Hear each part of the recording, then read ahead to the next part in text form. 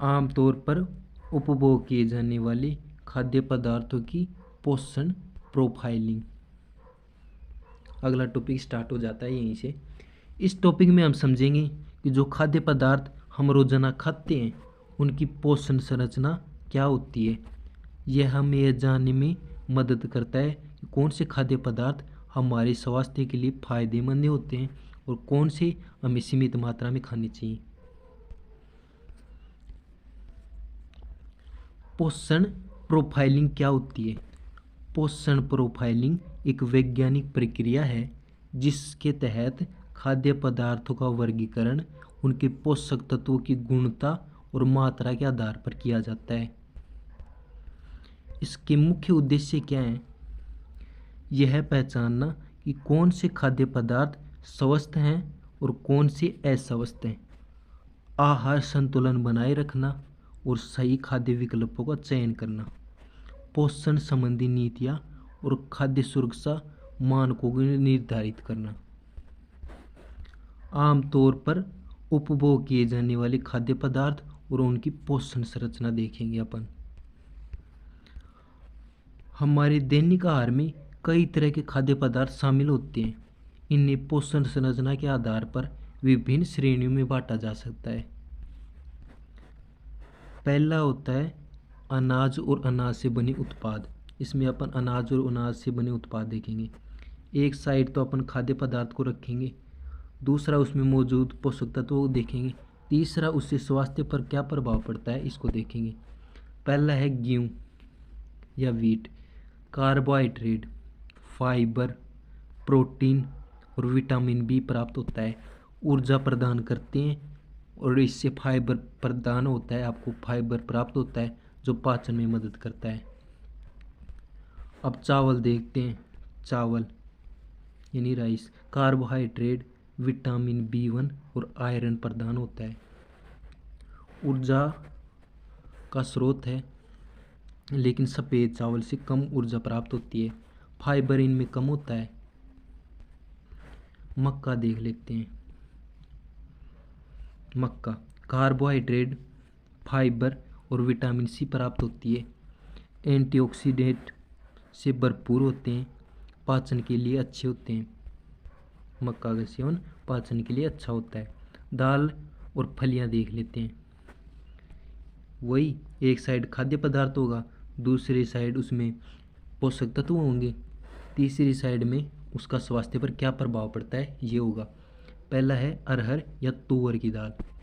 इससे protein, fibre और iron प्राप्त होता है, मांसपेशियों के विकास और पाचन में सहायक होते हैं। अब मूंग की दाल देख लेते हैं। मूंग की दाल प्रोटीन, फाइबर और विटामिन बी तो में प्राप्त होता है और आसानी से पचने वाली होती है, कम वसा वाली दाल होती है। काबुली चना प्रोटीन प्राप्त होता है, फाइबर प्राप्त होता है और आयरन प्राप्त होता है और शरीर पर क्या असर होता है, वजन नियंत्रित करने और हृदय स्वास्थ्य के लिए फायदेमंद होती हैं।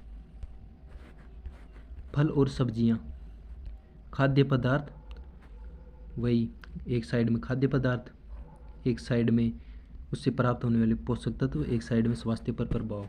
पहला है केला। केला से कार्बोहाइड्रेट, पोटेशियम, विटामिन B6, यह ऊर्जा का स्रोत है। खाद्य पर्यावरण का विश्लेषण, घर और कॉलेज के आसपास उपलब्ध खाद्य पदार्थों का नक्शा तैयार करना।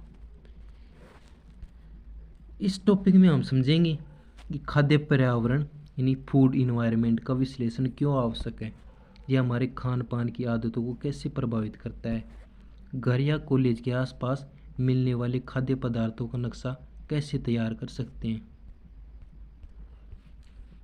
खाद्य पर्यावरण क्या होते हैं? खाद्य पर्यावरण से तात्पर्य उस भौतिक, सामाजिक और आर्थिक वातावरण से है जो हमारी खान पान की आदतों और आहार विकल्पों को प्रभावित करता है। इसमें शामिल कौन कौन सी चीज़ें हैं? तो घर और कॉलेज के आसपास उपलब्ध खाद्य प्रतिष्ठान, स्थानीय बाजार, किराना स्टोर, सुपरमार्केट में मिलने वाले खाद्य पदार्थ, ऑनलाइन फूड डिलीवरी की सेवाएं और विज्ञापन। दूसरा है खाद्य पर्यावरण का विश्लेषण क्यों आवश्यक है। स्वस्थ और अस्वस्थ खाद्य पदार्थों की पहचान के लिए कौन सा खाद्य पदार्थ स्वास्थ्य के लिए लाभकारी है और कौन सा नुकसानदायी है, इसकी पहचान के लिए पोषण संबंधी जागरूकता बढ़ाने के लिए भोजन के पोषक मूल्य को समझकर सही विकल्प चुनने में मदद करता है। बेहतर खाद्य नीति बनाने के लिए कॉलेज, कैंटीन या घर के आसपास हेल्दी फूड के विकल्प को बढ़ाया जा सके। स्वस्थ जीवन शैली अपनाने के लिए पौष्टिक भोजन को प्राथमिकता देने से बीमारियों से बचाव होता है। खाद्य पर्यावरण का नक्शा तैयार करना। खाद्य पर्यावरण का नक्शा बनाने का मुख्य उद्देश्य यह है कि हमारे आसपास कौन कौन से खाद्य पदार्थ विकल्प उपलब्ध हैं और वे कितने पोषक हैं, स्वास्थ्य पर क्या क्या असर डाल सकते हैं, वो हमारे लिए अच्छे हैं या नहीं है। खाद्य पर्यावरण का नक्शा कैसे तैयार करें। पहला है घर और कॉलेज के आसपास उपलब्ध खाद्य प्रतिष्ठानों की सूची बनाएं, जिनमें रेस्तरां, होटल, ढाबे, स्ट्रीट फूड स्टॉल, कैंटीन और हॉस्टल मेस हो सकते हैं, किराना स्टोर हो सकती है, सुपरमार्केट हो सकते हैं।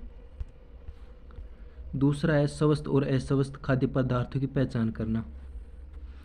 कौन से प्रतिष्ठान उन जगह जो अपन ने चयन किया था, ढाबे, मेस, ये उनमें कौन कौन से प्रतिष्ठान पौष्टिक भोजन होते हैं, यानी कि फल, सब्जियां, दालें, हेल्थी स्नैक्स कहाँ प्रदान होते हैं, और जंक फूड यानी कि समोसे, पिज्ज़ा, बर्गर, कोल्ड ड्रिंक्स अधिक उपलब्ध हैं।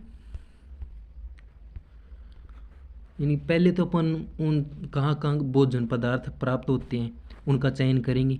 दूसरा, कौन सी जगह पर स्वस्थ भोजन मिलता है और कौन से पर अस्वस्थ मिलता है, ये डिसाइड करेंगे। तीसरा क्या है, खाद्य प्रतिष्ठानों को मानचित्र पर चिन्हित करेंगे। घर और कॉलेज के चारों ओर मिलने वाली भोजन की लोकेशन को नक्शे में दर्शाएंगे। पोषण के स्तर के अनुसार उन्हें रंगों में चिन्हित करेंगे। हरा रंग स्वस्थ भोजन के लिए होगा, जिनमें फल सब्जियों की दुकान, हेल्थी स्नैक्स वाली स्टॉल होंगी। लाल रंग अस्वस्थ भोजन के लिए होगा, जिसमें fast food stall, cold drinks और जंक फूड शामिल होगा। पीला रंग संतुलित भोजन के लिए, जिसमें हेल्थी और अनहेल्थी दोनों विकल्प मौजूद होंगे। चौथा काम क्या करेंगे अपन, स्वस्थ भोजन के विकल्पों को बढ़ावा देना, यानी स्वस्थ भोजन को बढ़ावा देंगे अपन। कॉलेज, कैंटीन में हेल्थी ऑप्शंस को बढ़ावा देंगे। घर में पौष्टिक आहार को प्राथमिकता देंगे। दोस्तों और सहपाठियों को हेल्थी ईटिंग के बारे में जागरूक करेंगे। आप भी जागरूक करना, उन्हें बताना क्या अच्छा है स्वास्थ्य के लिए, क्या नहीं है। चौथा है खाद्य पर्यावरण को बेहतर बनाने के उपाय। स्वस्थ भोजन के विकल्प को बढ़ाना, कॉलेज, कैंटीन, हेल्थी स्नैक्स में उपलब्ध कराना, फास्ट फूड की खपत को कम करना, स्ट्रीट फूड, प्रोसेस्ड फूड को कम करना, स्थानीय बाजार में अधिक पोषक तत्व उपलब्ध करवाना, जैसे सब्जी मंडी में फल विक्रेता को बढ़ाना, जागरूकता अभियान चलाना, छात्रों को पोषण और स्वस्थ आहार के लिए शिक्षित करना, जो कि आप भी हो रहे हैं। इसका कंक्लूजन और निष्कर्ष क्या है।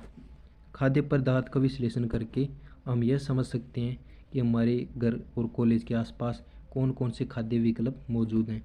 खाद्य नक्शा बनाकर स्वस्थ और अस्वस्थ भोजन के स्रोतों की पहचान की जा सकती है। स्वस्थ खाद्य पर्यावरण को बढ़ावा देने के लिए पोषण स्तर सुधर सकता है और बीमारियों से बचाव हो सकता है। स्वस्थ भोजन स्वस्थ जीवन शैली के लिए पहला कदम है। ऐसे करके दोस्त अपन ने यूनिट 1 को कंप्लीट कर लिया है। आगे पे भी अपन ऐसे ही करेंगे, यूनिट 2 और यूनिट 3 को भी कंप्लीट करेंगे। अपना ये शुरुआती वीडियो है, इसमें मैं भी झिझक के कारण सही से नहीं बोल पाता हूँ। बाकी कंटेंट में कोई भी कमी नहीं रहेगी।